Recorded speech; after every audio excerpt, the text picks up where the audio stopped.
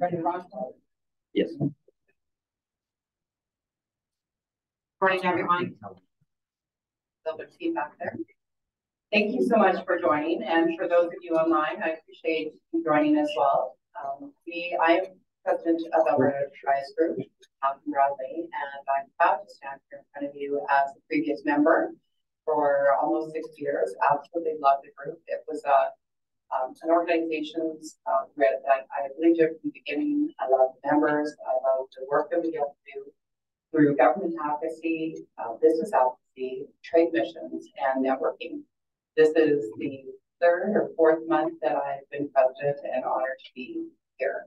Today's purpose is because fortunately our Premier Smith, has asked AEG members for our opinions, our thoughts on many different topics. So far, we've spoken to our members and guests regarding mandatory ESG requirements. If you're not aware of what is about to happen to all of us and to all businesses, strongly recommend that you listen to the video where Dr. Tammy Nemeth spoke with last week, both online but in person in Edmonton. And unfortunately, the news is not good, but there's some recommendations that she made that are going to give you some good action steps to follow. So we highly recommend that you do that for yourselves, but for others, and spread the word as far and wide as you can. We then had a discussion with many of our members and guests regarding the labor issues that we're facing here in Alberta, but even beyond that. So that was led by Kelly Sharpwa, who's here, with Maple Leaf Strategies, also a fellow member, and unfortunately Maple Leaf is believing in the work that we're doing, so is lending Kelly's expertise, thank goodness, to support me on the government relations and communication side. And of course, today is our third meeting, again, gathering this information around oil and gas and energy. I don't know if many of you know, but I'm an oil and gas brat. My dad was a fuel push. So I grew up with the Frackmaster trucks running down our farm road, and very proud to be an Albertan that loves oil and gas and all the good things that has been bearing fruit for all of us and for all around the world. So today's energy discussion will be important. Again, this information will be condensed, and we will be meeting with the Premier in early January, we've been told. Of course, she's probably the busiest person on the planet right now. So as soon as we have a date, all of our members will be notified, and we're bringing all of this information that we're gathering to meet with her and her team, and hopefully create some action plans out of course, the last 2 meetings and today, and then how we can support the Premier's office as a group going forward. So I'm grateful to be here. Thank you so much for joining us today. I'm going to step aside and let our experts speak now. Our dear friend, fortunately, long-time friend, Kelly Sharpwa, our government relations expert, is going to be leading our discussion today. So thank you, Kelly.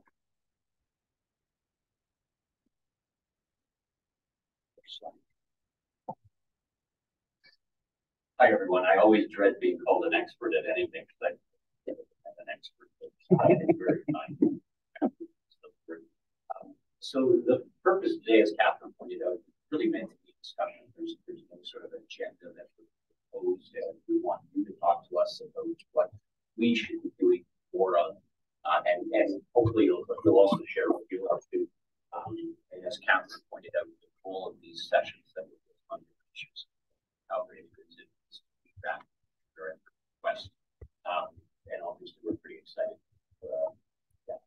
So just quickly, we're asking you to introduce yourself and talk to us information or who you are, what you do, what some of your concerns are in the industry, and do a quick overview.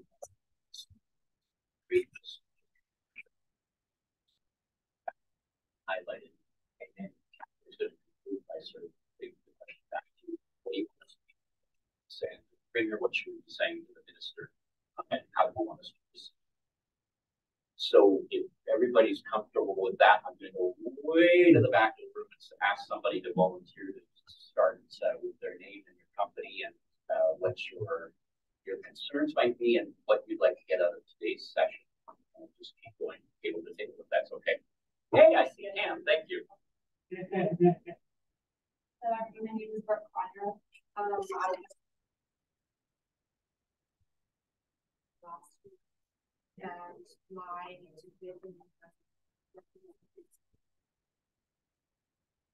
so we focus on the classification of messages. And my personal background is I'm in health. A bachelor of science from the University of Calgary. I'm married in the energy world with the policy world. And just be a part of the conversation. Thank you, Brett. And do you guys mind either coming up here or just speaking loudly so everyone can hear on Zoom as well?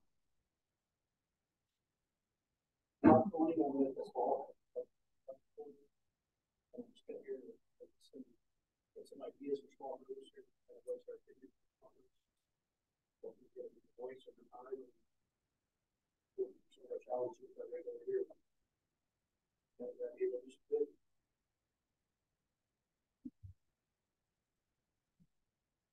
So hello, I'm Deidre Mott.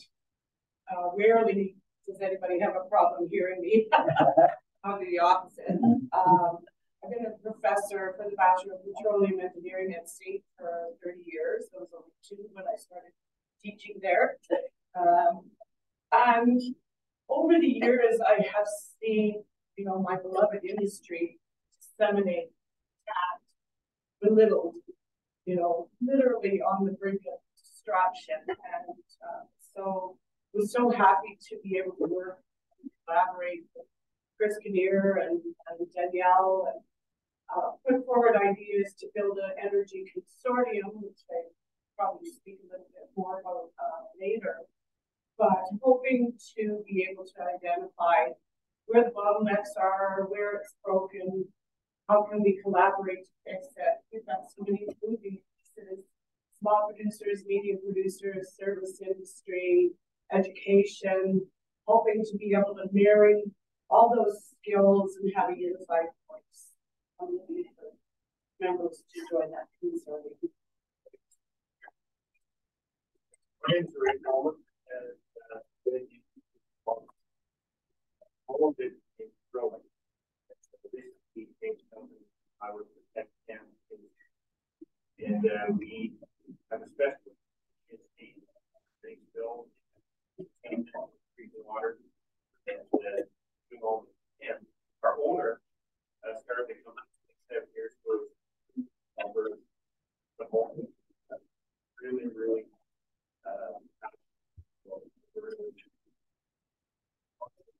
business and survive. James,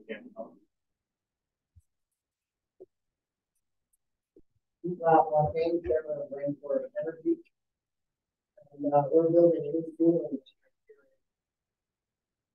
freeway.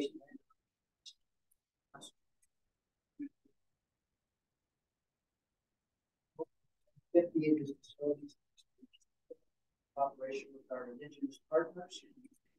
And, very peaceful community Western Canada.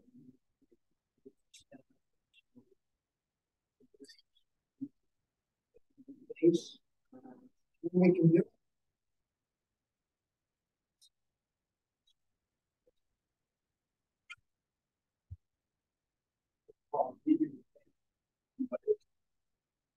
My name is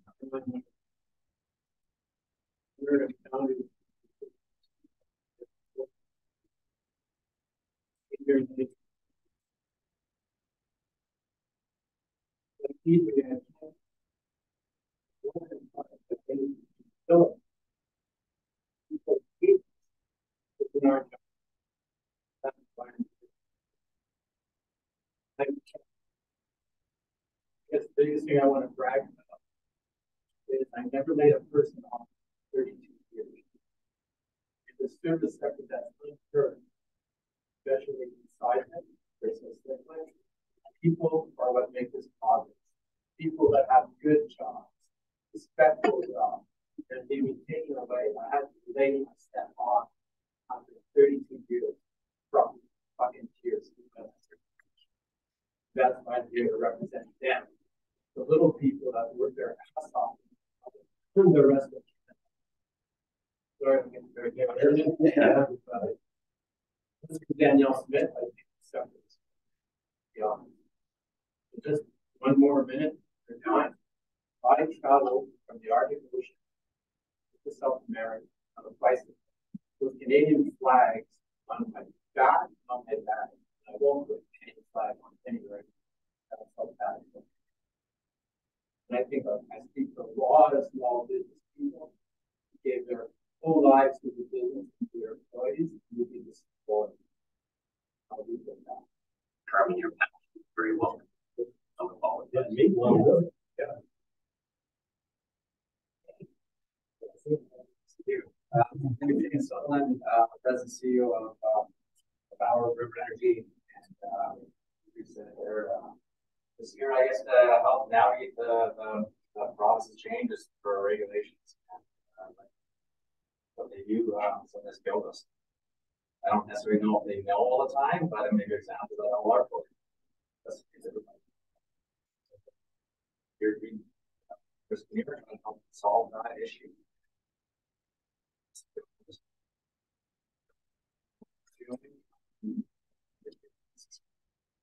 We need a voice from somebody.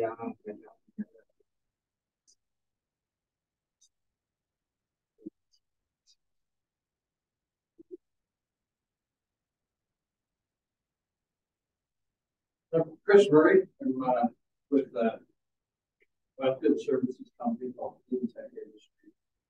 I've been in the oil and gas industry since I finished university.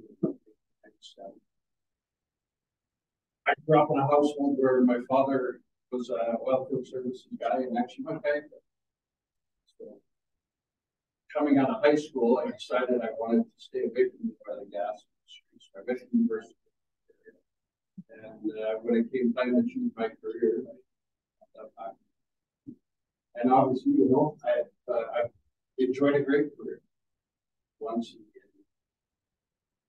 27 years, 5 years, I had to actually go out and look for work, and I'm thankful that I did that.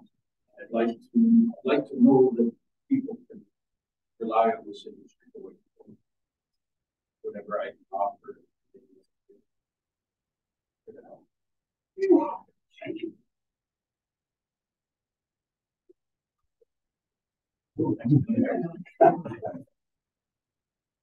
Name is Dale Down. Home service.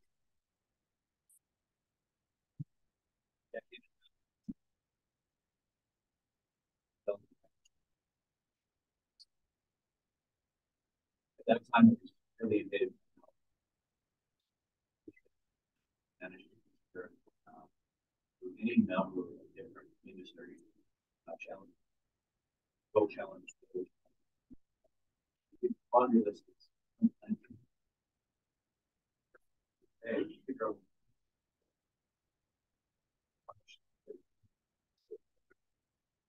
Seems like there's no shortage of people speaking out against that. Everyone can actually represents and I think it actually went loud. I think we need in support of and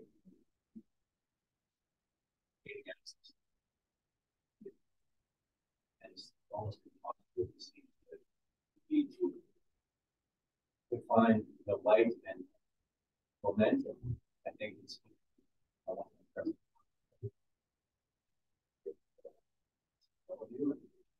I think we have a great future regardless of what we say.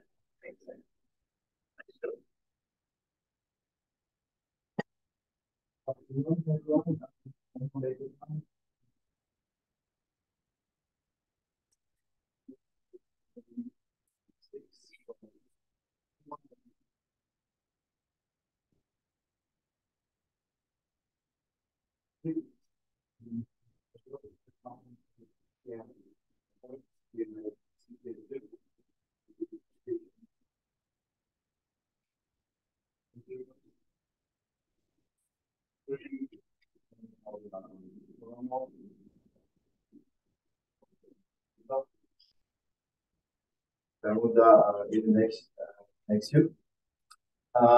Why I'm here is that observatory and there's a greater demand in Europe for energy, and I really want to understand why Canada or Alberta we can't match that demand. And what falls on our parts, make sure we do that. Thank you.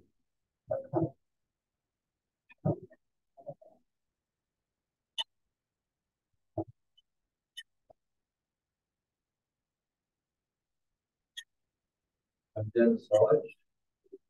I did represent the labor force with the Woodfield. I've been in it for 5 years. Started out in the 70s.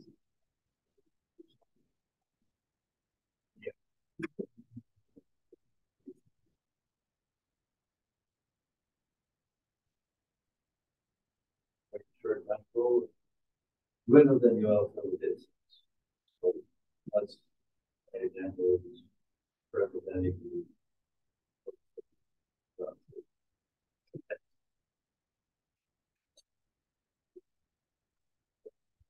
Well, I'm Steve Gallivan, and I have a little company called CSC Valves Canada, and we were doing pretty good until this campaign caught up to us. So to me, it became a call to arms. I don't think that most Albertans realized we were in the fight.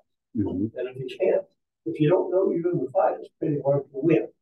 So I would suggest that we start learning how to take the gloves off.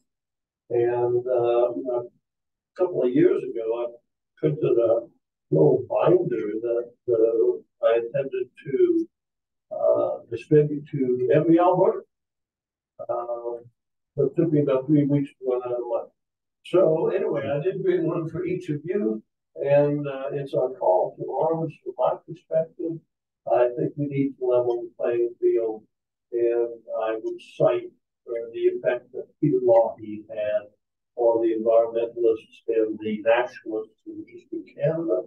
Not that they're bad people, but they are relatively uninformed people.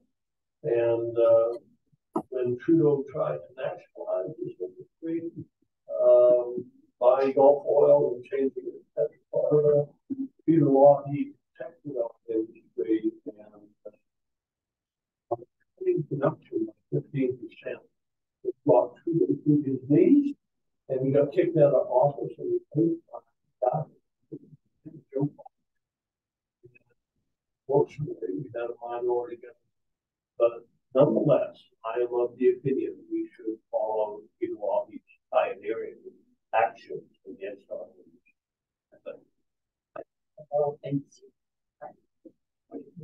Thank you, Catherine. My name is Mark Preston. I represent a company I co-founded with a business partner, Barry Kaplan. It's called Neolithica. We're a head office here in Calgary. We're a lithium production company. Our goal is to produce 20,000 tons of LCE, very much like E3 lithium, which is getting the news these days. Our friend Chris. We're a private company, so we will actually be in the field doing our first pilot. Our science is proved. We've done desktop, we've done lab, and now we're going to go to cash flow. So we're going to start that next fall. The reason that I'm here is because the oil and gas industry has been so beat up. I want to see how we can protect ourselves with the smooth lithium industry and see those threats that are coming at me soon. So at least we have a proper plan to educate people. And I think that's what it is. We need to educate people. You know, it's just, it's time to take the gloves off, as someone said. So, you know, let's not be nice as Canadians. Let's get to the point. And the point is this is our industry. We supply fantastic jobs for people. This province is outstanding, and what we need to do is continue that. Thank you. Thanks, Catherine. My name is David Mann. I am an insolvency lawyer with Dentons Canada. So that makes me the least popular guy at any kind of podcast. Most of you don't know me. But what makes me slightly more interesting than a cocktail party, although my wife would say that's impossible, is that since 2019, I head up the research side of the Alberta Inquiry and the Alberta Energy Campaigns, and I have Steve Allen write the report. Steve sends his regards about today, that he's just finishing some therapy for some back surgery, but expects to be back in basketball court. And he tries to keep a relatively low profile because, you know, being the commissioner on inquiry is a quasi-judicial role, and judges don't talk about the decisions. And we are dealing with all sorts of litigious folks with very deep pockets. And so initially, we all wanted to keep a relatively low profile, but we were disappointed at the traction we didn't get. And so here I am. And so I got some thoughts, and very interested in thank you, Peter. So thank you, Kevin. Thank you.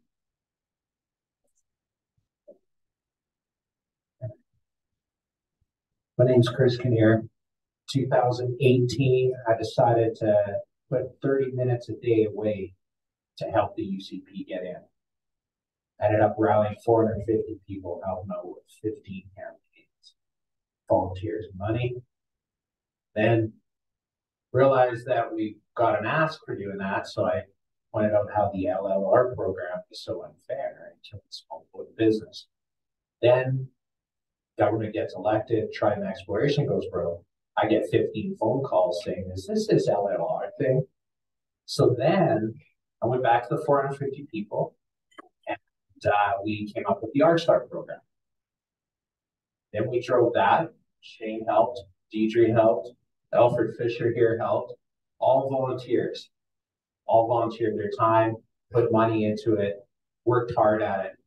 Last fall, realized that wasn't going to work, or Kenny's government wasn't going to pass this at all. They even said that they were going to, but they weren't.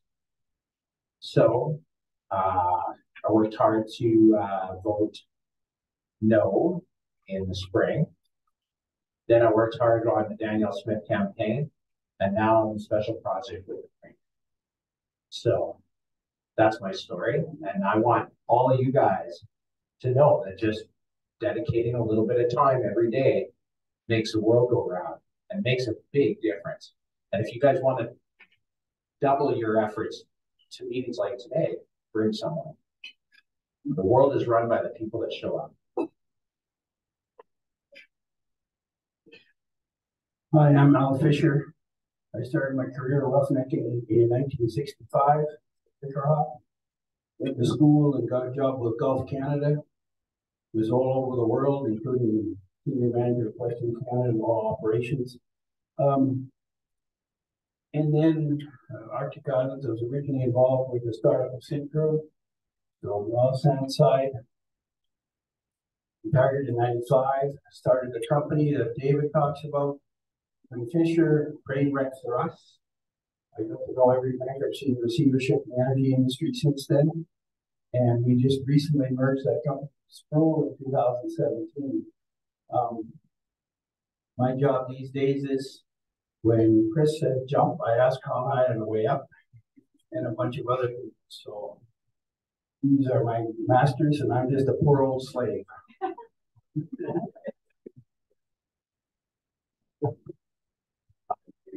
John Savannah. I'm a co-founder of Prairie Vertical Farms, with a commercial scale indoor farming company. I'll back up a little bit. My background is energy trading. I spent most of my career when I collected a paycheck trading natural gas options at places like Shell, TransCanada, TD Bank, Sempra, some of the bigger trading houses.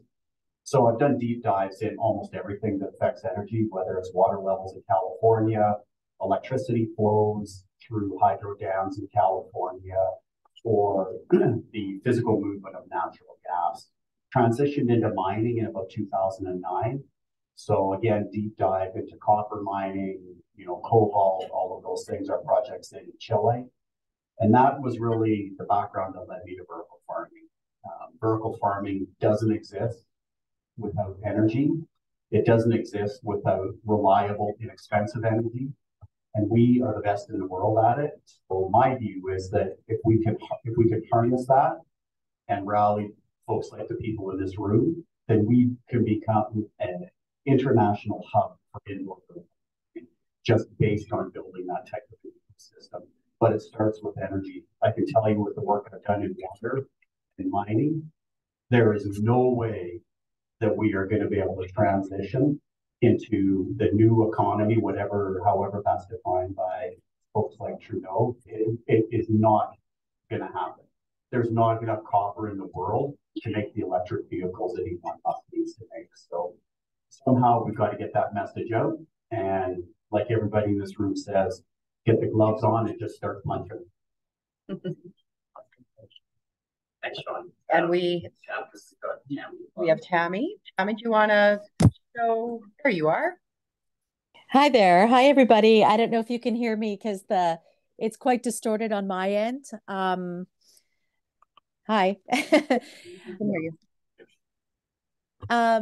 I contributed a couple of reports to the Alberta Inquiry, and my research is on the sort of transnational progressive movement and what they've been doing to stymie the development of oil and gas, not just in Alberta, that was a big part of it, but in all of the Western world. And so I've been following these shifts recently in the financial industry and trying to choke off funding to the petroleum industry.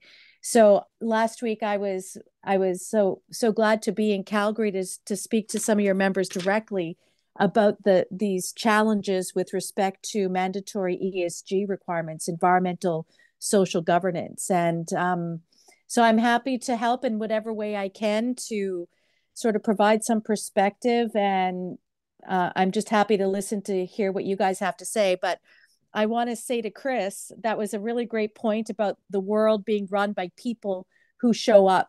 And it's also run by the people who speak up, which is why it's so important to talk about these things. We know that there's not enough copper, there's not enough lithium, there's none of this stuff that they're touting will be for the energy transition. It's not there. And even if you ramped up mining, accelerate it, whatever, it's still not enough. So, if you talk about that over and over and over, eventually it will sink into people. So thank you. I look forward to this discussion. Thank you, Tammy, and thank you for joining. I don't know if you heard that David Mann is also in the room, just so you're aware. Hi, Dave. Awesome. Thank you again.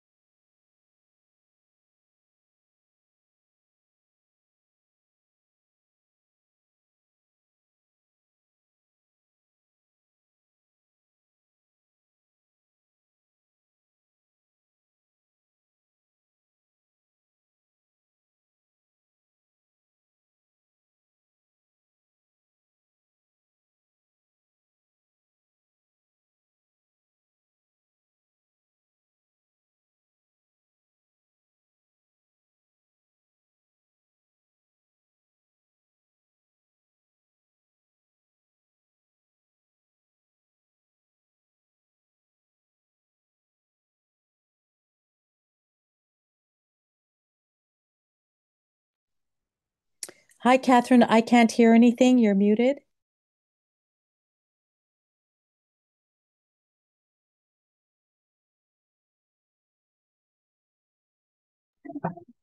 So rather than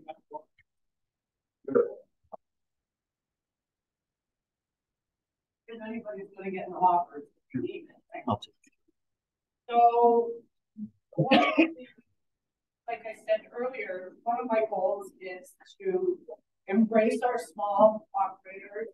It broke my heart around 10 years ago when I don't think I either.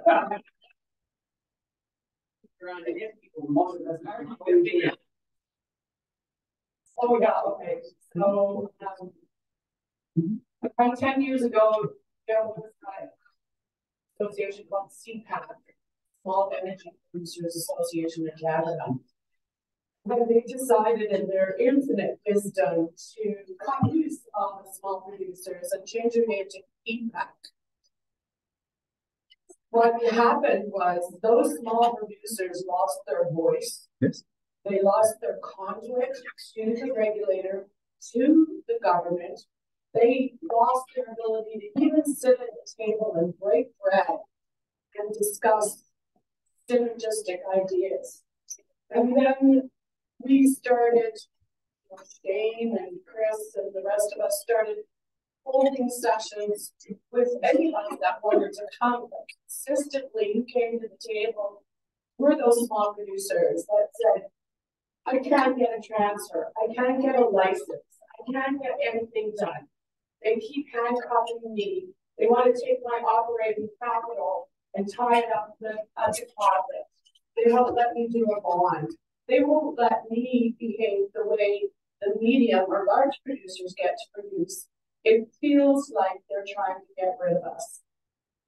And if we take a look historically, Alberta Treasury Branch, what they did using the LLR, LMR, and what the investment community did to our small operators based on a document that has no relevance whatsoever to the ability to run a company.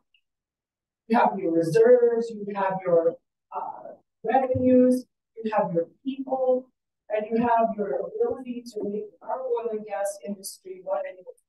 We didn't get an oil and gas industry based on a bunch of big guys. We got an oil and gas industry based on a bunch of small guys and a bunch of people working diligently together. And our small operators and maybe even a few of the medium-sized operators have been hitting a wall with our regulator. You can't get a license, you can't get a transfer, you are crucified.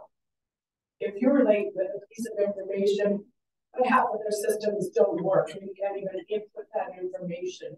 And we're suffering from the media and the government attacking us, but we're also suffering from our regulator attacking us as a group. And, you know, perhaps when we have that ability to join and force and numbers and a strong consolidated voice, that we can again become those people that made this industry great. Help us understand why the small groups were why they were of organization, or what is there any rationale for why that? I believe it started with the concept of the LLR, which was the license liability rating, which operated on a ratio. Wells that were operating versus wells that weren't operating. This came about at a time when gas was at a negative value. And so many of these smaller operators had, you know, 10, 20 wells, but they shut in half of them because the commodity price wasn't there. They were actually losing money on production. The larger guys couldn't get through that storm because they had the capital and they had to offset them. But the small producers couldn't. And then they brought in the LMR, the license liability management rating, which strangled you and your ability to buy, sell, trade, and work within the industry if you didn't have enough wells and operations to get into it too. And so each piece carved out more and more small producers and made it impossible for them to function under that umbrella. If I could just add that, Deidre, on that whole,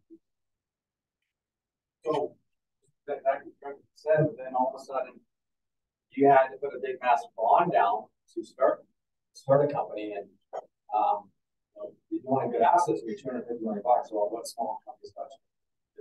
So the way small companies usually works, you get 5, 10, $20, $30 million. Well, in order to buy some of these assets, you have to take a lot of liabilities, and you have the time to spend on those liabilities and reduce them over time.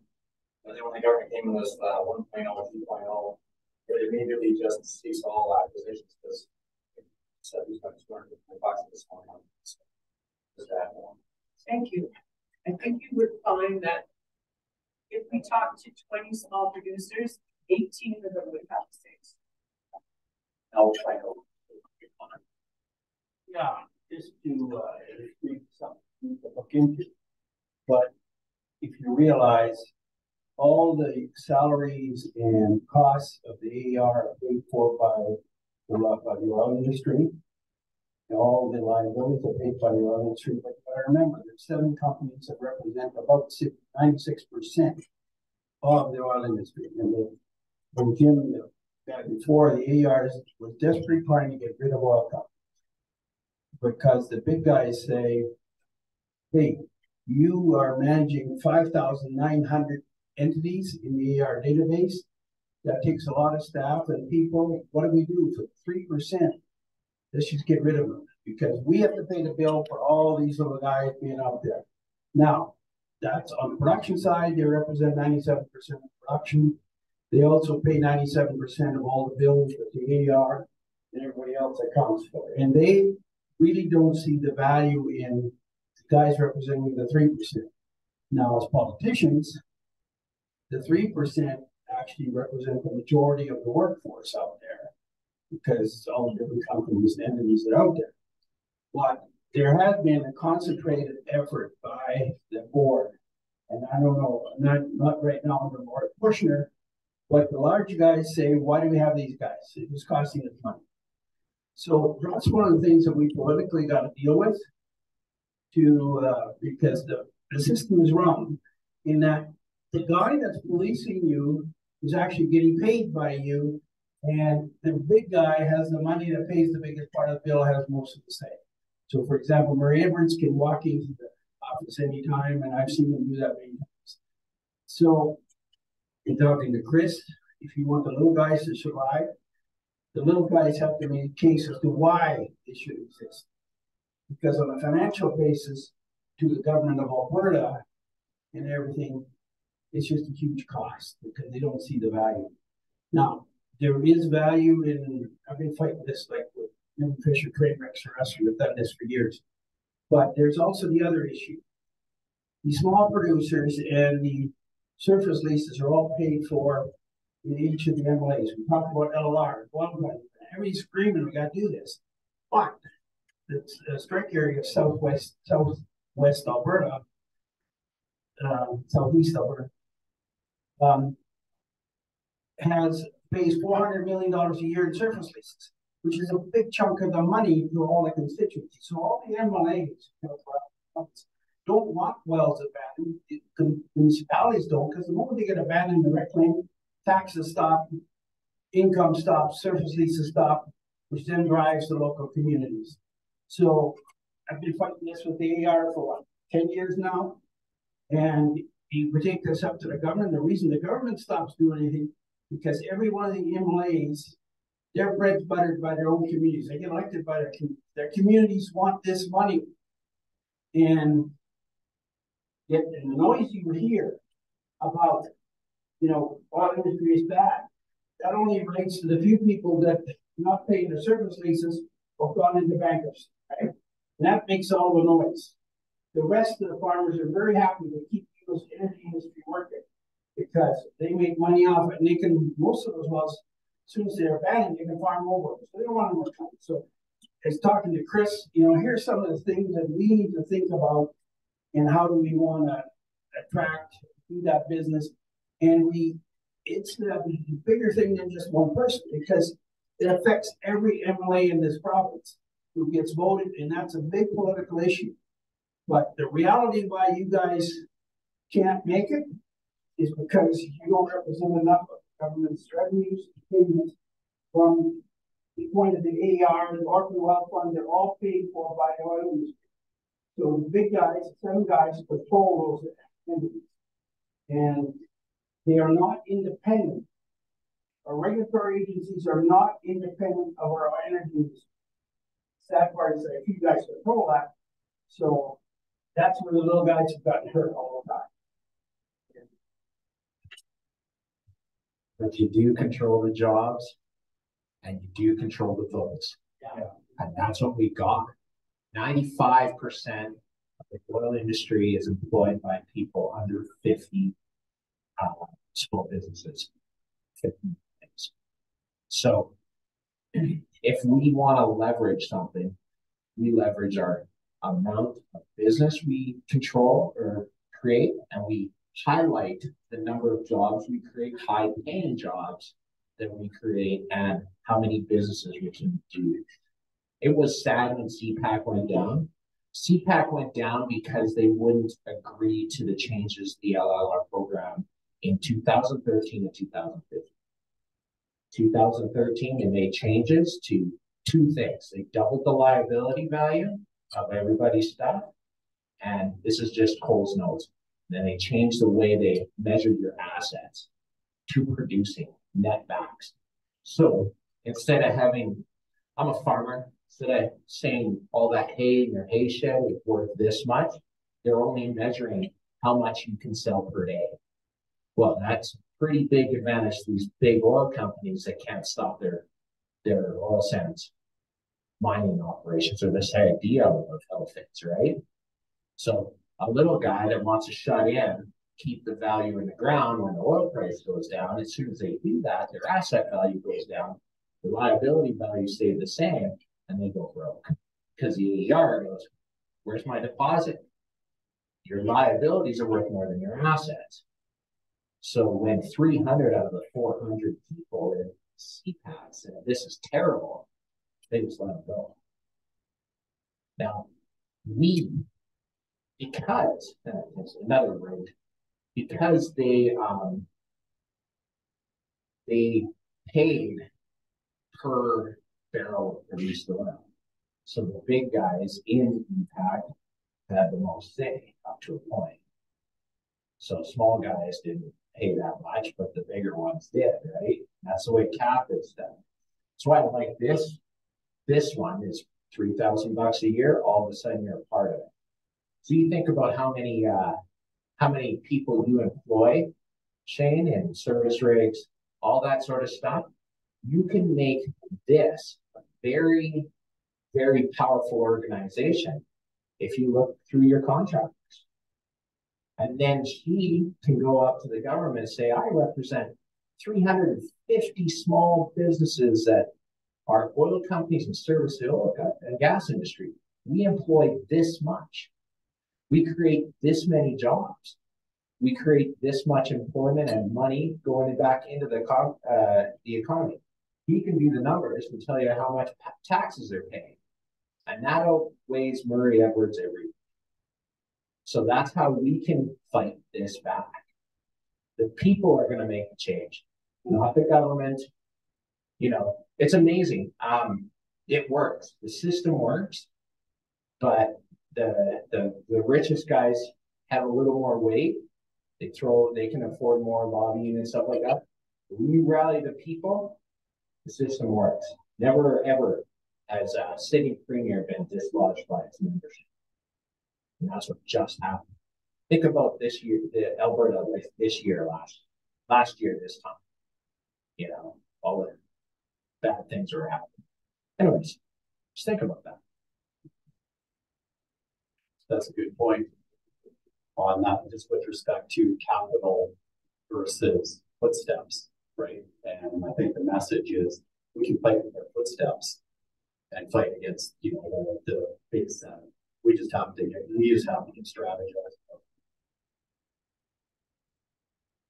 Deirdre, I'm going to go back to you because, again, as part of the introduction, you threw out the idea of an energy consortium.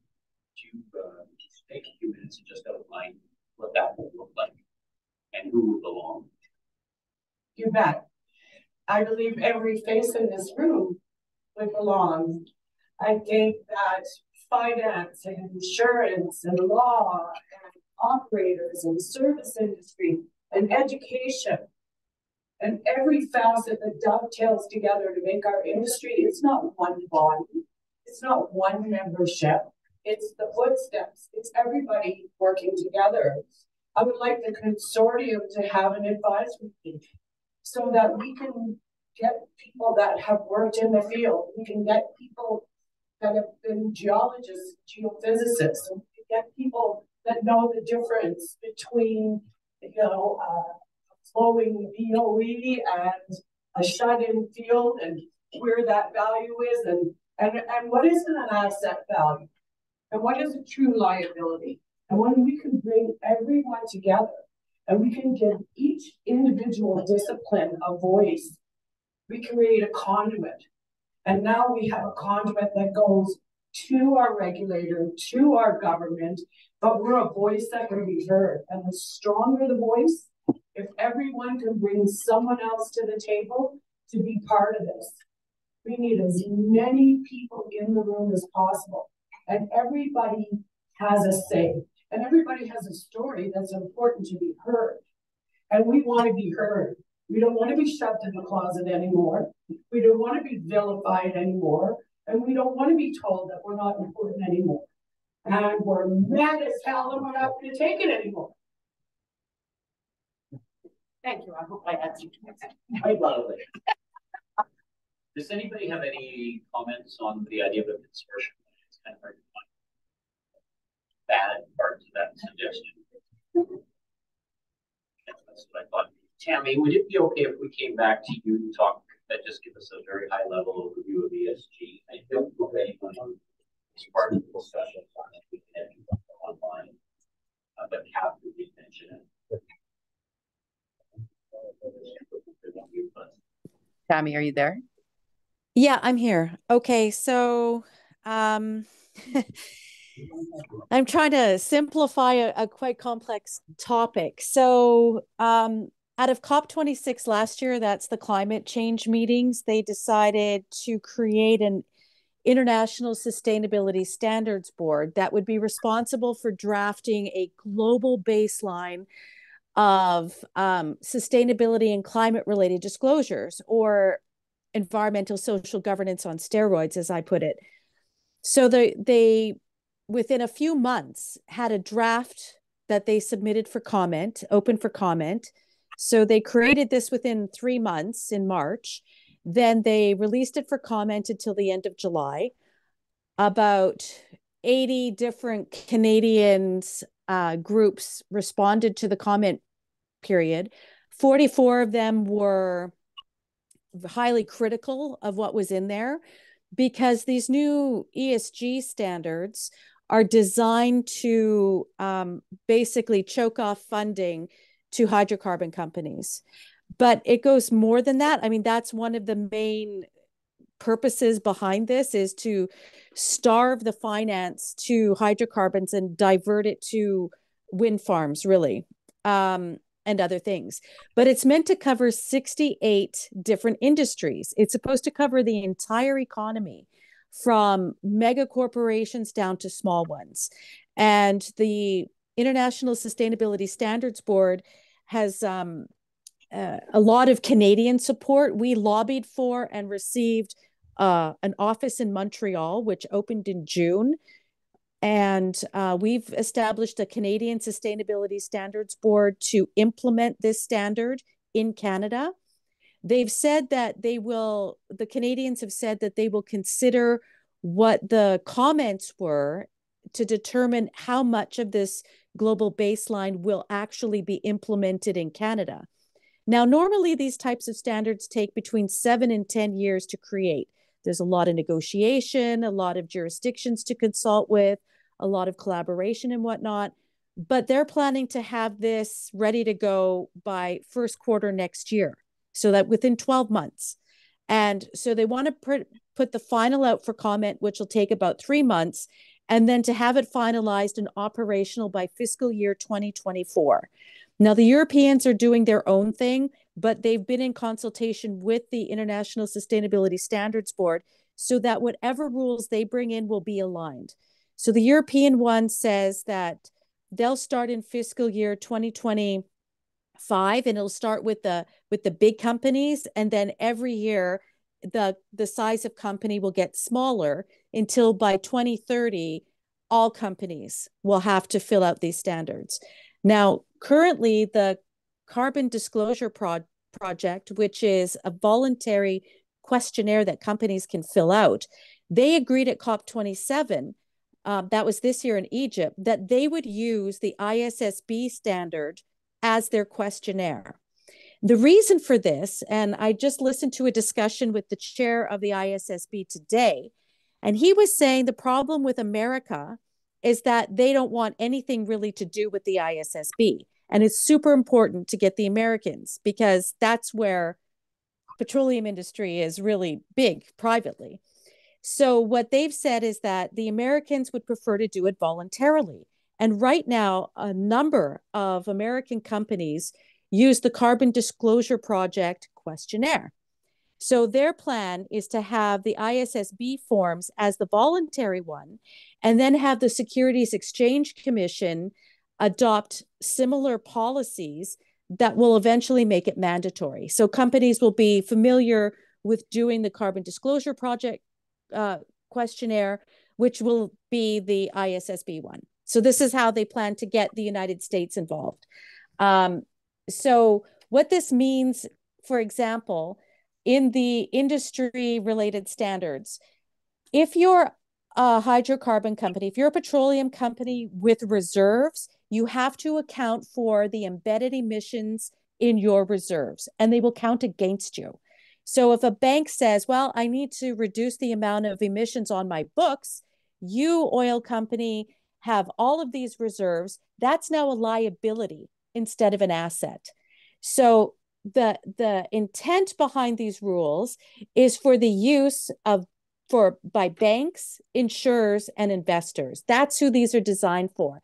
And if any banks have committed to the Glasgow Financial Alliance for Net Zero, they've pledged to reduce by 2030 the gross emissions on their books. All of the Canadian major banks have signed on to this. So that basically means they're going to be looking for avenues to trim the emissions profile on their books. So you'll find that the carbon emissions become the new currency for all of this. And it's designed to starve the hydrocarbon companies and any company that actually produces stuff from having financing. I hope that explains it enough. Does anyone have any questions for Tim? When do we start our risk? When do we start our risk? Yeah, when do we start our risk?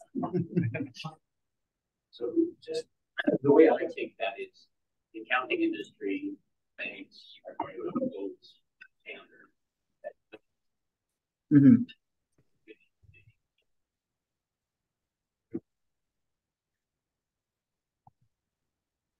And I know that agency gets put together with it's online. I think they've done as well.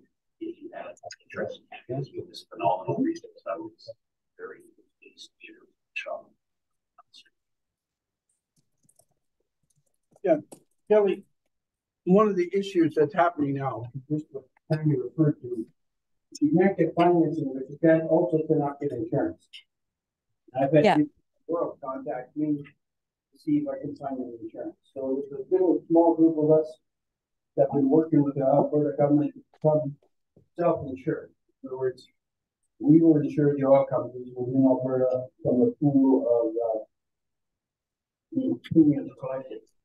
So, but we need a little bit of push from you guys to establish that program. We've worked out all the rules. The legislation was approved in July of this year. But right now, that's a major impact to people that want to get financing. If you can't get insurance, you can't hold your banker to call your own. You can't go well if you can't do anything.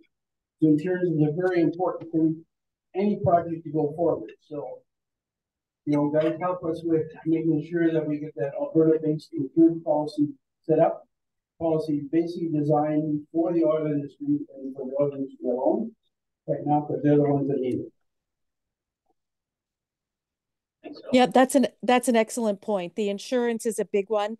That's why they were making such a big deal when the big insurers out of Europe were dropping oil sands insurance.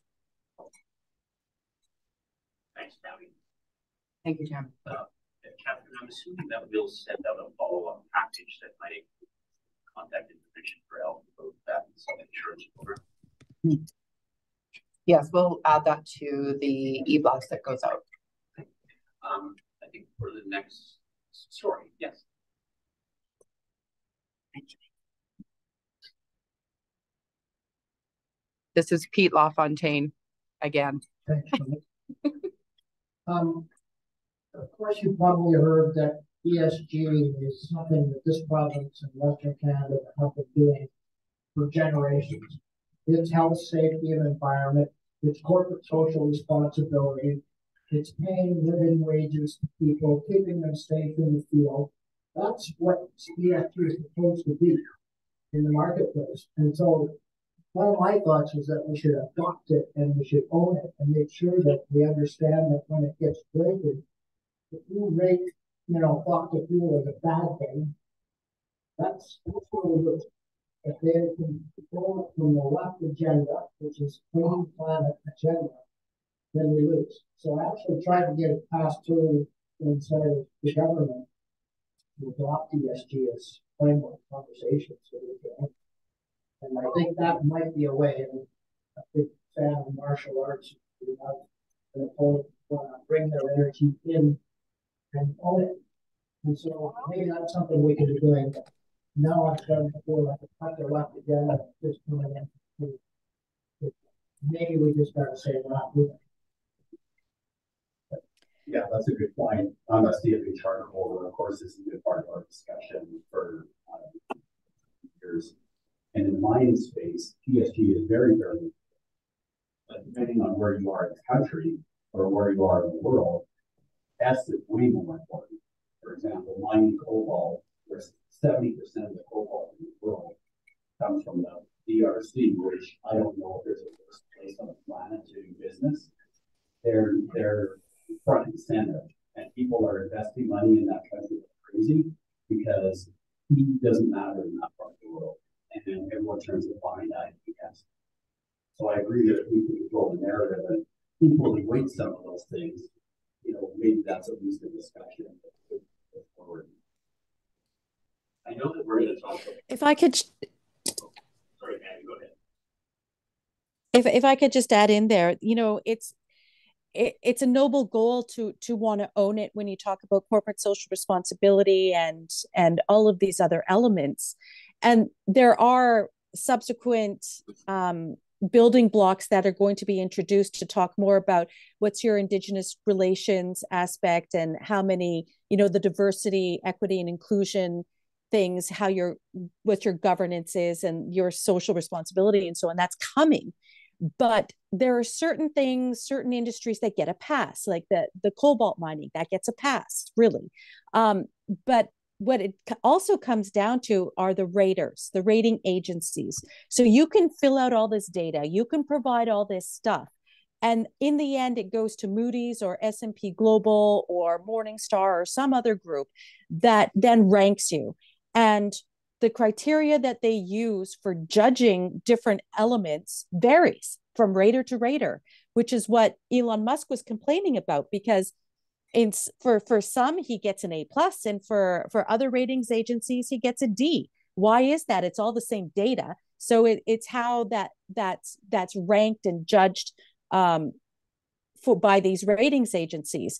But if the goal is to kill the fossil fuel industry, there are ways that they're going about this, trying to get you to fill out the information that they're going to use to hang you by.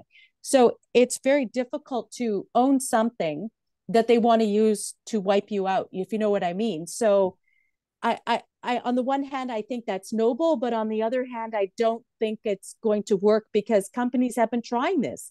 They've been trying this for about the past 5 or 6 years.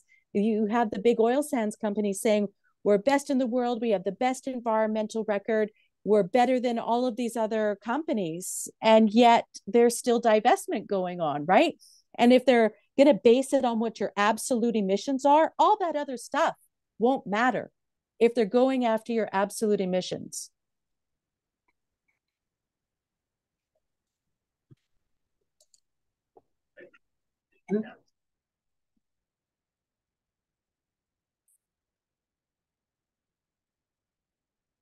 I just have a comment on the information and where the data is coming from. So I presented to the AER about 2 weeks ago, and I was talking about, so one of the people who were the inventors for our technology, he's dedicated his life to this, and it's based on emissions. So his methods and his formula and his algorithm, the way that he calculates emissions, in the methane space is very different than a lot of the other players in the field, right? So the conversation that I had is you are in a position where you're holding producers to numbers, and the way and the methods that you're gathering this information, this data, is not up to a standard necessarily that is the best standard of the industry.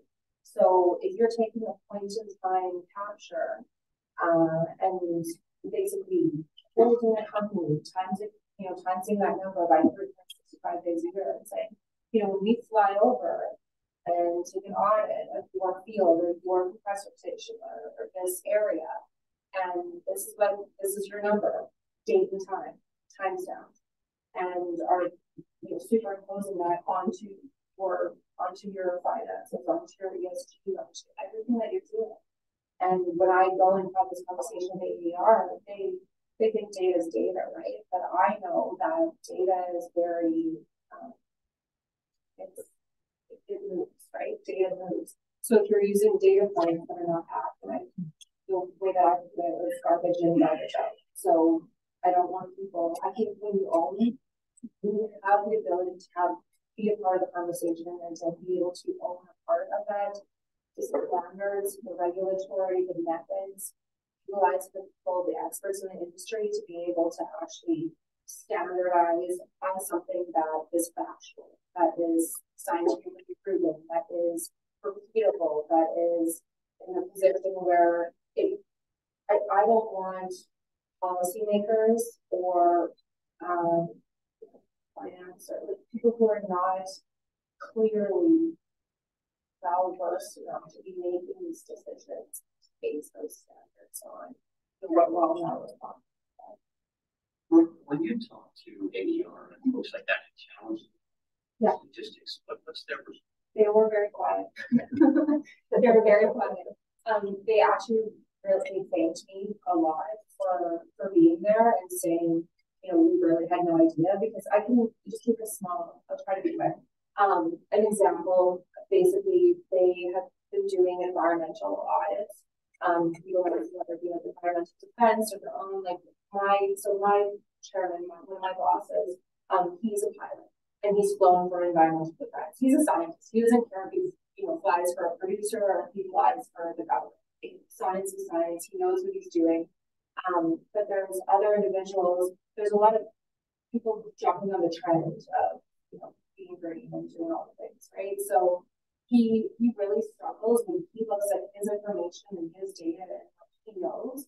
And when there's other methods of gathering that data, it's just the AER members or some people there they did realize that I think for them they want to justify that what they're doing is good for everybody, but at the same time, they were very aware that not every service provider is equal, not every data point, data gathering method is equal. So I think that was the biggest thing for them. They realized that there's going to be information that they see and are privy to that maybe isn't actually the best information. So what did they base it on? So I think they're right with it. They were very helpful. They know it. They were very aware that they have terrible data. They just go about their business on a regular basis. Check on stuff. They know their data foundation very well. And they've known that for a while.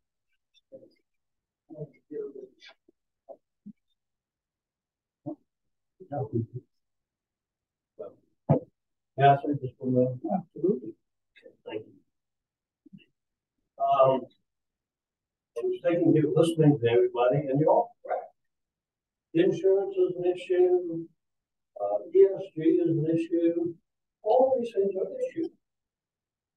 But think about a body getting hit by a bus. What we're trying to do is come up with solutions to a symptom. Symptom is this, the symptom is that, the symptom is that. Somebody needs to come in and say, this patient just got slammed. Now, we have to take all those Somebody's a liver guy, somebody's a heart guy, somebody's a lung guy. But we have to take all of those and say, what is our strategy against the issue, the big issue? Zoom out. And what's happening is that they say, we are going to kill oil and gas. So there's the enemy. This report, I printed it out, is a copy of their playbook. And it's going to continue. And it's going to expand. It's going to go into, politics. Can you imagine what Justin Trudeau and Chrystia Freeland would say before the next election if they were confronted with this $200 barrel oil? And explain that to Ontario and Quebec. Trudeau stands up there and he says, well, there's no social license in Quebec for a pipeline. Have you tried?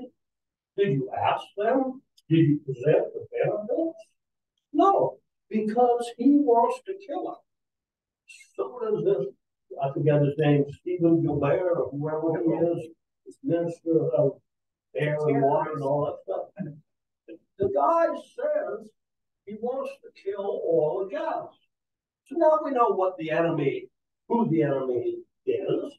Now we know what they want to do. And so when I look up there, it says, why are we meeting here? What are we doing here? Number one, I suggest we better recognize what we're doing. Number two, we can take all these symptoms and say, okay, Air Force, you got to do that. Army, you got to do that. Or Canadian Mounted Police, you got to do that. And divide it up into some kind of manageable overview that says we better take into consideration politics. And to do that, better take into consideration psychology. There's proof positive we have mental health issues in this country, and it resides in Ontario. So I'm not from there. I'm from Alberta. The bottom line is those people don't get it, and we have allowed them to control the narrative, and we have to take the high road back. And I'm going to get this one off my chest while I'm wound up. When the truckers went over there and Trudeau invoked the Emergency Measures Act, dispersed them all, he didn't invoke that act when the people who were actually violent blew up the equipment on the pipeline in BC. But he's controlling that narrative over there. And unfortunately, from time to time, we give them cannon fodder. Who was the guy that urinated on the tomb of the unknown soldier? Not going into trip to the woodshed. They didn't die for Eastern Canada or Quebec or Western Canada. They died for us. But that's what I mean. We've got to take the high road. Disarm them. Just one example, Chrystia Freeland. I watched the Business News Network in August of 2022.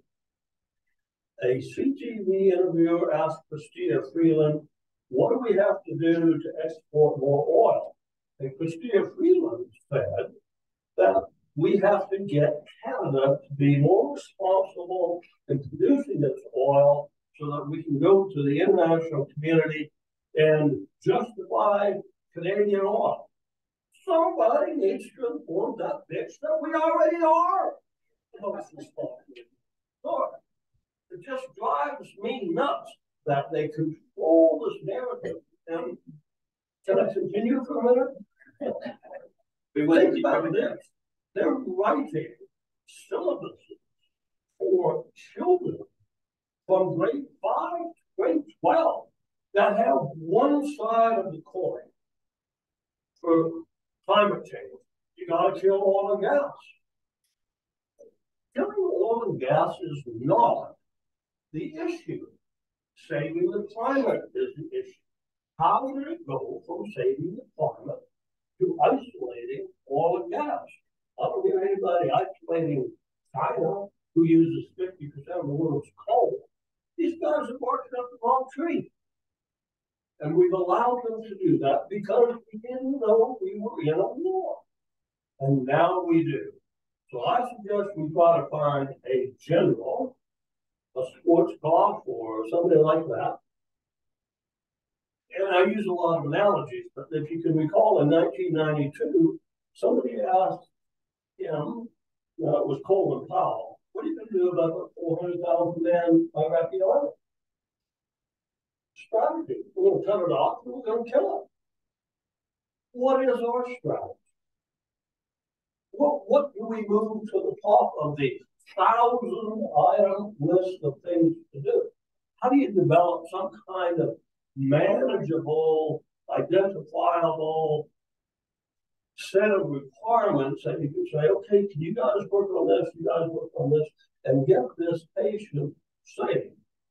And just one more analogy, if you go back and look at World War II, it was December of 1941 when Japan bombed the United States. The United States didn't want anything to do with that war. But once they opened Pandora's box, the United States turned on. And that's what we need to do. They didn't jump out there in the middle of the street to try to stop the bus. They took 3 years to get their ship together, build airplanes, tanks, arouse the people, make them aware that we are in this fight. And then we will have a chance. But I can go out there and I can complain about the currency exchange. I'm not going to do anything. You can complain about it, complain about that. Those are just symptoms. We're going to take a look at a holistic strategy from my humble point of view. Thank you for letting me rant. Thank you, Steve. And that actually brings us to the next part of our discussion. I know that many of you are very aware of the work that Steve Allen and David Mann and Tammy Yannis online, and where Vivian Krause was one of the original, I guess she discovered this actual company process, I think, many years ago. So they spent, 2.5 years putting all of this work together. All the recommendations are in front of you. We're going to go through them and discuss them, but this is a starting point. And what Kelly and I wondered from you today is, where do you want AG in this? I know many of you are members, some of you are guests. If you see that we're a great vehicle to do some of this work, there's an opportunity for me to serve you, to serve our amazing industry. And as a team, we would do that together. So Kelly, do you want to? Yeah, absolutely. So thank you. And I'm going to take advantage of being here today to ask for him to comment on some of this, if he's comfortable. The big overview that this is given by Jason Kenny, the last provincial campaign. Most of us in Toronto know Vivian Krause and her history and the great work that she's done.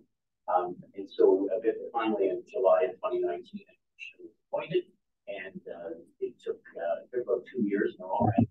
Why the needed actually trying to get it, but it took 2 years for the report to come back. Oh, how do I do that? Oh, right here. There we go. Yeah. So this is the part when I was going through this that really scared me, is the amount of foreign funding that's coming into Canadian charities. Now, this is foreign funding to all Canadian charities, but a strong subset of that has been going to those folks who are part of the document, the 3-page document that you have at your place, to attack us. So we're taking in all kinds of foreign money and letting all kinds of Canadian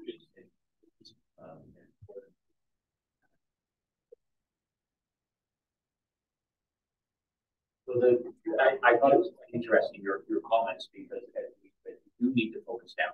If anybody who's involved in this has to focus down on what they talk about and address. The other thing that it needs to be, for a multi-100-page report, only really 6 recommendations that came out of the inquiry. And so I just want to talk quickly about the 6 of them. I'm going to ask Dave if you want to make some comments after that. And then I would like to see if this is the basis of something that AEG should be looking at There's more than this, obviously, that we're facing. But I thought that the report sort of summarized the issues quite well. And we know who our enemies are. We know who we're fighting against. We know who we have to battle for.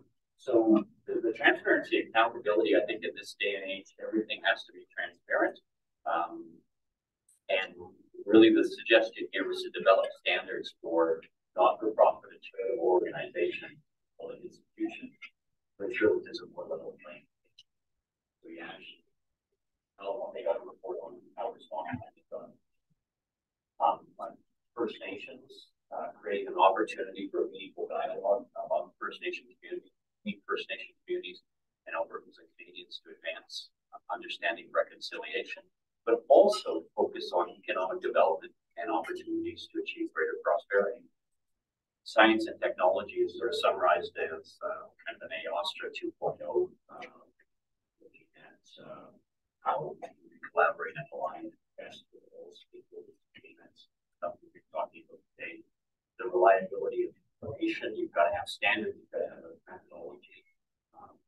Government oversight has to have a standard to it. And you've got to look at creating world-class best practices that other nations that we can move forward on. A natural resources development strategy is the mandate of this Council of Alberta.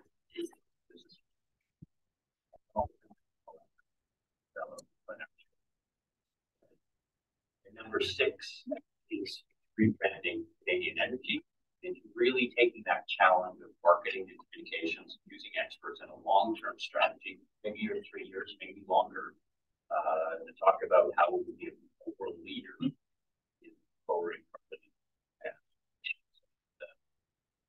solution. So before I sort of turn it open, Dave, like thinking a few minutes of comments on. Sure. Yeah, there we go. Yeah, absolutely.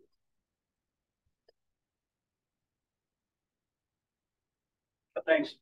Just to sort of zoom back up through 200,000 feet, just a couple of background points so that you get a bit of perspective on the report. If you read the fine print, what you see is that we had to report 6 months in. And the purpose of that was, okay, well, you go out and see what you can find. Is the validity to what Newton Trust was talking about, and come back and tell us, and then we'll talk about next steps. Well, we did that. And we came back with an interim report, which remains confidential to this day. But the gist of it was, yeah, we found something, and my goodness, we should be looking at it. We had to wait 4 or 5 months before we got further direction from the provincial government. But what came back in that was a very limited budget of $3.5 million. And if you're an inquiry fan at all in business, you'll see that those things are incredibly expensive. And so we were very much constrained on that. And also we got in, and don't forget, it's a creature of an order of council. So we have terms of reference that bound what we can look at. And as much as we argued, where we got to was that it had to be foreign funding into anti-Alberta energy campaigns, which really started to constrict our narrative. We wanted to talk about a whole bunch of more things, but we weren't able to. So I suppose we were grumpy because we felt we were, sent to a gunfight with a knife. But I'll just leave it at the fact that the report is really the tip of the iceberg. There's lots of things that we saw that we'd like to talk about. The other thing that people were very keen on us trying to do, but a public inquiry isn't the greatest format to do that, was to find what was false and seriously misleading. And I only bring that up as a specific example because of what you heard about information in the AR earlier on. And so very early on, part of the narrative that we saw that they threw as a banner was that we're the dirtiest oil and gas in the world, 3 times more GHG emissions than anybody else. We thought, well, okay, well, we can prove that wrong. We'll just go figure out, what the GHG emission is and how much 3 times is and how that's been improved over time. And what we were annoyed to find was just what you heard, is that the data to uncover that is not easy at all. And so from an investigative evidence point of view, first you have to prove what the proper baseline is. That requires a whole bunch of scientists and expert evidence. Then you have to prove that somebody was lying by what they said.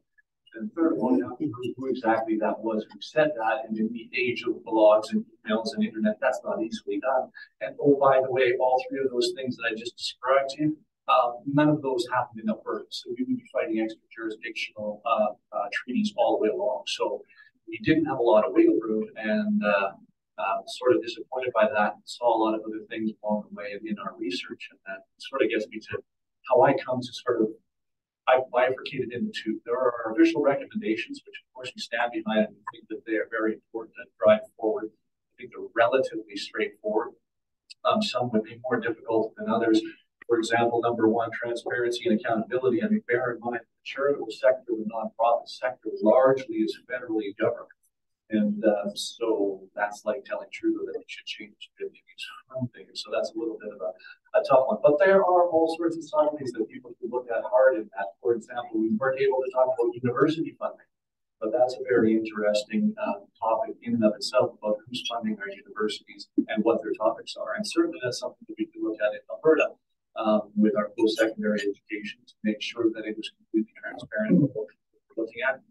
First Nations, we found over $100 million that had gone from U.S. foreign funding into First Nations to exploit their view. So one of the recommendations, number two, was that they needed a platform to find their own voice so that they could participate, because the global narrative seems to be First Nations are very much against gas development. I think everybody in this room knows that that's not accurate at all. I already talked about reliable information, developing a national, this is good, items actually, natural resource development strategy. And number six, rebranding Canadian energy. You know, we tried to sort of go along into a more global look in two respects. One is industry. I mean, Engels move from industry to industry. They are an industry unto themselves, and they need to keep picking on things to contain or to continue their sustainability. They learned their teeth not on oil and gas. They sharpened their teeth on pulp and paper and forestry. And now they're coming into agriculture. We very much wanted to warn people that agriculture was next up. And lo and behold, all of a sudden they're under pressure for 30% emission reductions on their fertilizer in the time of growing famine across the world. Okay, let's figure that out.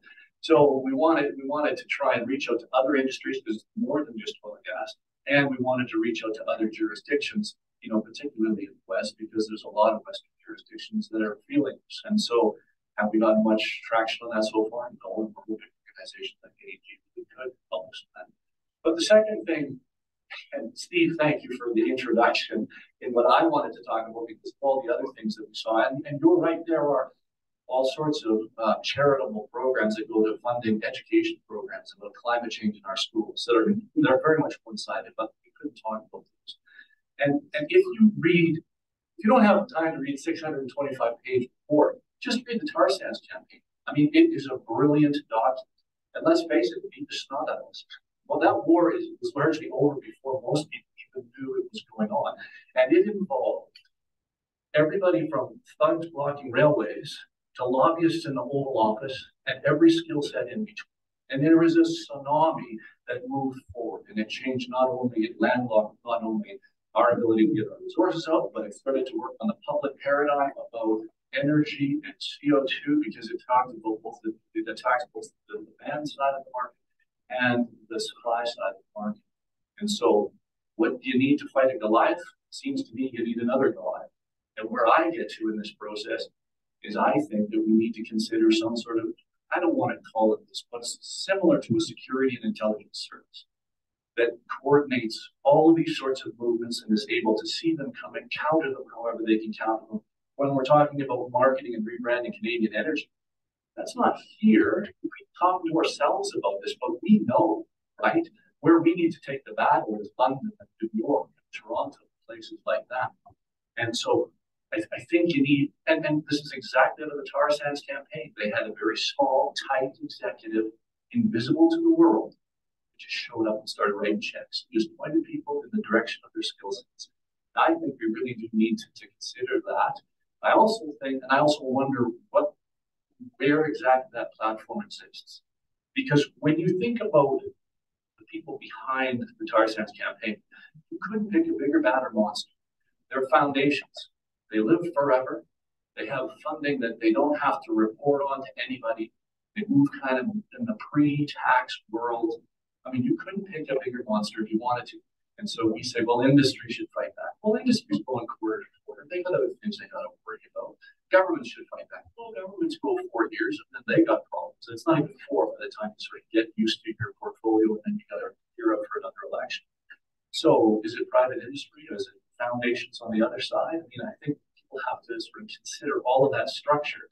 And maybe there's a little bit in from each, like AEG and government, that all pitch in together and create something, some of which, like an iceberg, is above water, like a lot of these things. A couple of things are below water. I mean, creating a war room really worked well for Winston Churchill, but he didn't tell everybody he had a war room. So I just think we need to be a bit more clever. And Steve's point, let's recognize that there is a giant out there, and we have to fight that on all fronts, because it's not just about sort of our bruised ego or our own little particular areas. I mean, this is, you bring energy and food to the world. You really do need to sort of push back. Anyways, sorry I grabbed the mic, but I had to get that off my chest. So, Francis, maybe just before you step away. Yeah. Does anyone have any questions they'd like to ask of David?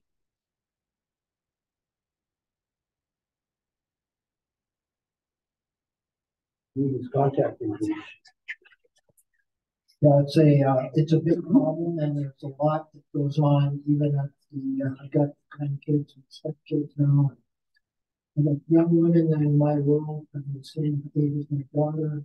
And I mean, those are the teachers of the next generation. Speaking to your point, they're being told that we've got this catastrophe just on the horizon.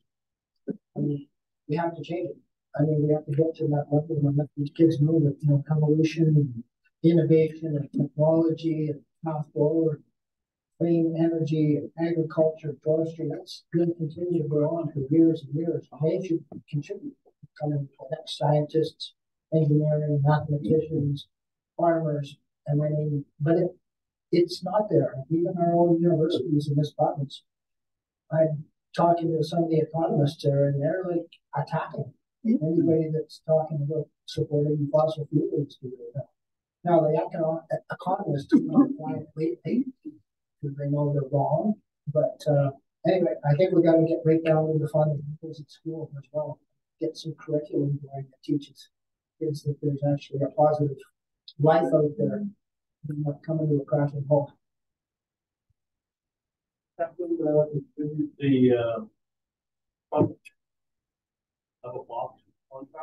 Yes. So Steve has a gift for everyone. So just before anybody leaves, make sure you. So there's not enough of that.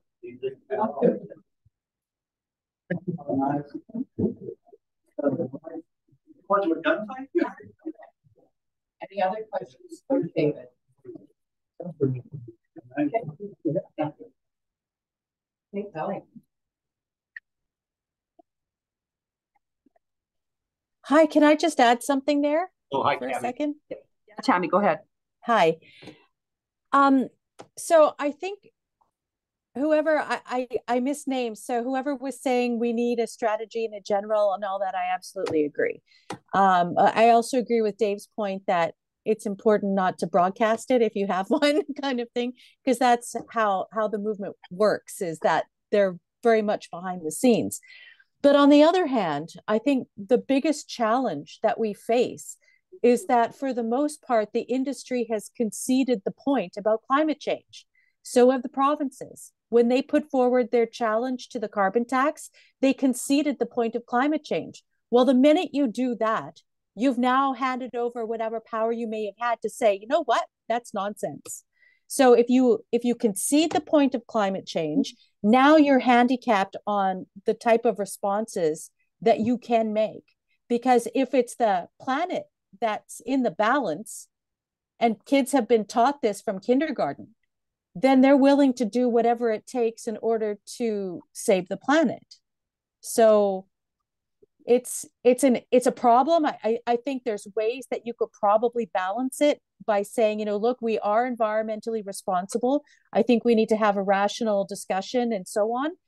But the other aspect is that time is short. They've had 12 years at least to bring this into the schools. And we're under the gun here. I'm talking, you know, maybe 3-4 years at the most is what we've got. So to try and ramp up the type of holistic approach that has been mentioned, it's difficult. Is it impossible? I don't think so, but it'll be extremely, extremely hard to do. Thank you, Tammy.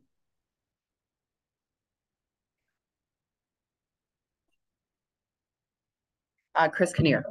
I think what we got to think about is what do we have here? You know, I volunteer in my community. I work in Alberta. Big taxes in Canada. But the reason I say that is take care of your own community first. I am saying this about the oil and gas right now. The reason why I think I've had so much success is I never stopped pushing one subject. It always came back, was I going to drive at one thing? I believe you chase 2 rabbits, you go hungry. So what is the one subject that you guys have to get together to push? And I think our community is Alberta right now in this point in time. So what is our problems here in Alberta? Because that's where we can do something right now to build a stronger community and then project out to maybe it's the world on how we address those 6 steps. But right now we have a major issue with getting stuff done here in Alberta. So, you know, I can think of half a dozen things that air barrels, you know, license transfers, all these things. How long does it take to get something from, well, you mentioned how much information deficiency there is in the AER. We can fix that here. We've got a premium that wants to fix that sort of stuff. So in 2018, I quit looking out the window and saying, someone's got to do something about this. And I looked in the mirror and I said, I'm going to do something. So if you want to get somewhere, you've got to take a first step. So think about your first step. Think about getting together and driving one thing, whether it's an ombudsman to represent small oil and gas or industries or something like that. But get together and do it. Because I don't know, everybody seen Gladiator here? Mm-hmm. And that first scene when all the, you know, they all come running out in the middle of the Coliseum, they're looking around, and then all of a sudden these people dressed in gold are on horses with chariots, and they're all getting shot from arrows from these horses, and then they all get together, and then they beat those people. But if you're just standing alone, you're just going to get picked off, period. And that's what's been happening over this whole thing. Not too many times that we have an idealistic, non-traditional political leader in Alberta. I think the last one was Klein. And if we can support her and get her going and present good ideas to her, this place could spin around. Thanks, Chris. I'm going to invite Catherine up to next steps.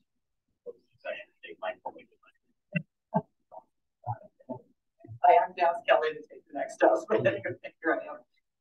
So I think we were hearing the call to action. I agree with you, Chris. I think the first step is important, or the larger ideas are not going to happen either. We need to feel like there's momentum. We've all been part of these think tanks that are still thinking. We are getting the reputation of being a do tank, not a think tank. So yes, very important to have all these broader discussions. And I still encourage all of us to keep talking about that and getting together and moving the bubble. The Premier's office asked us help to build out Germany mid-January. That's a great example of coming alongside of our great leader and helping with ideas. And I know you all received the email. If you've got other ideas for Germany, let us know. But that would be great ideas to think about supporting her to go to the globe. That's one. And then, of course, these recommendations are super important. I've read them. I'm sure you have. I think they're super important. Keep going and keep doing something. Maybe we can break into smaller committees and take it into bite-sized chunks. But Chris has some good ideas. I think, Chris, you're one of our first energy committee members to be involved, and I know Deidre's going to support with all of her network. So thank you both for inviting some of your friends too today. I think if you guys are willing to do this again, I meet on a regular basis. Everybody knows what day it is. We have a combination of people online that can't make it, but we'll also have that group in the room that actually want to create the action part of what we need to do. So I will send out an email with all of the slides and everything after this. Let us know who wants to be part of that discussion and part of that action plan to go forward. Thank you again for joining us today, and feel free to sit around and make a wish as well. Thank you. That was great. Yeah, I'll just do a little brag. I'll just do a little brag. The Brownlee that signed that document that our dear friend Steve gave us was my great uncle. I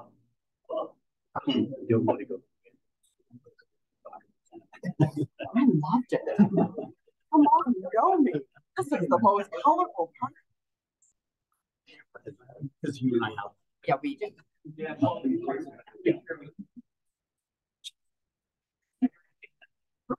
Just a couple problems. Thank you. Thank you. I think that's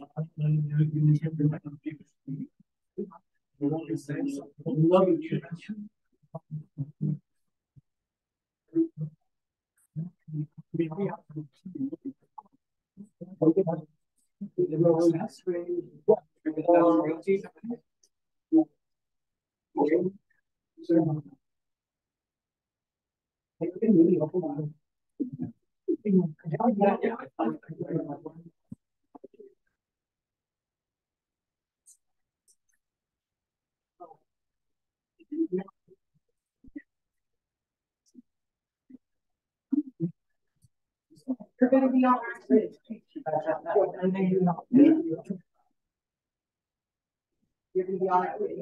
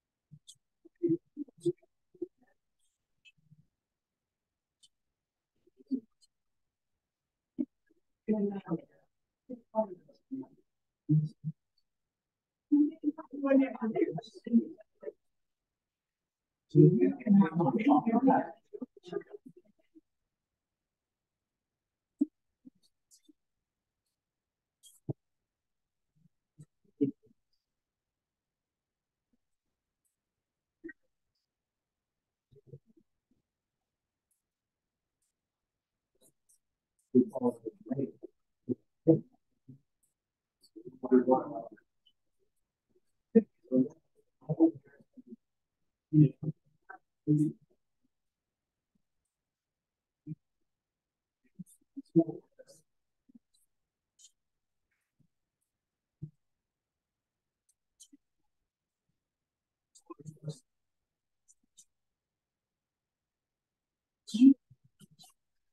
want a couple more?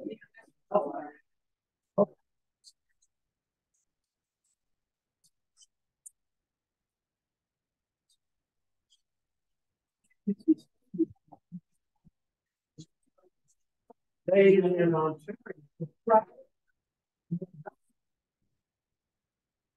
finding somebody who gives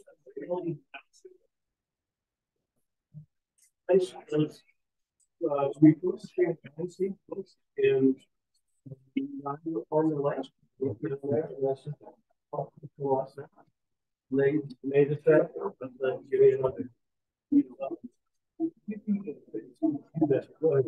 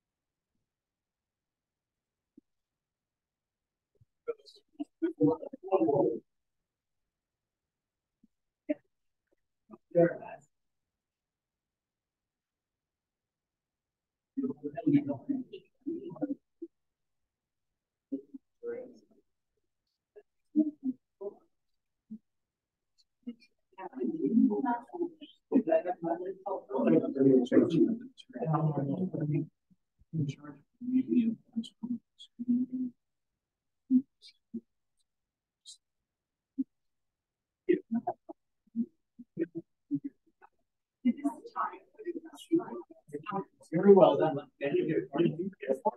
Came on.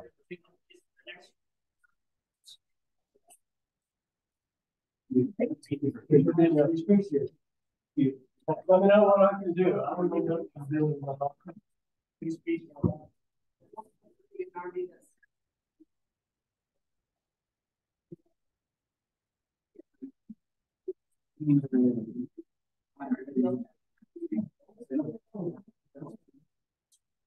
You have one?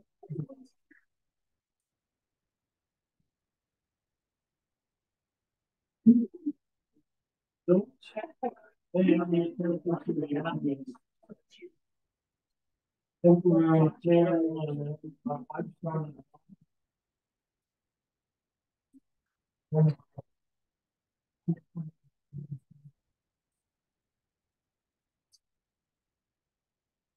Everything on those graphics except thanks for all this. Thank you.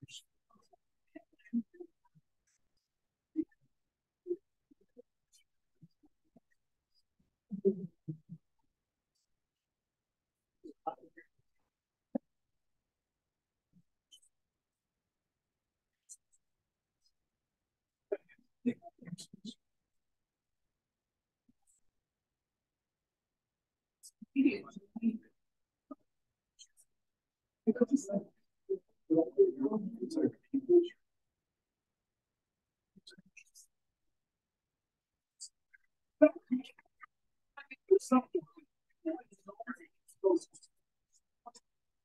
what do we make? You know, I still watch this.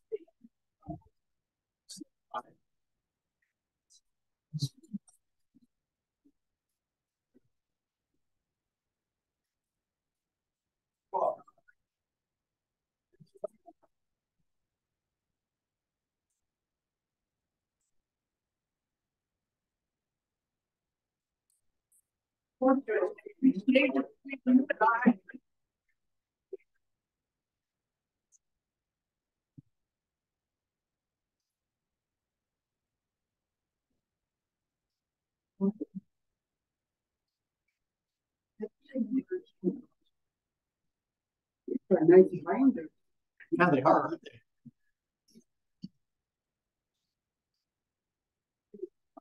Want to put coffee on them, that's for sure.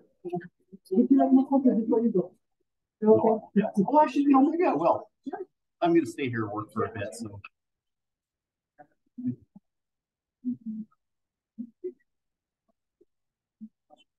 You got to take some for your friends? Well, I want to get a few more here too.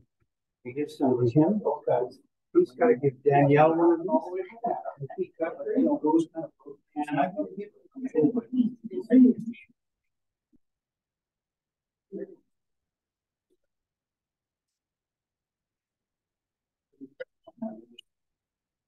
Premier's down. Oh, great, thank you. Thank you very much. Oh, I don't know, this is fine. yeah, I mean, Thank you. Sure. I don't even think and it's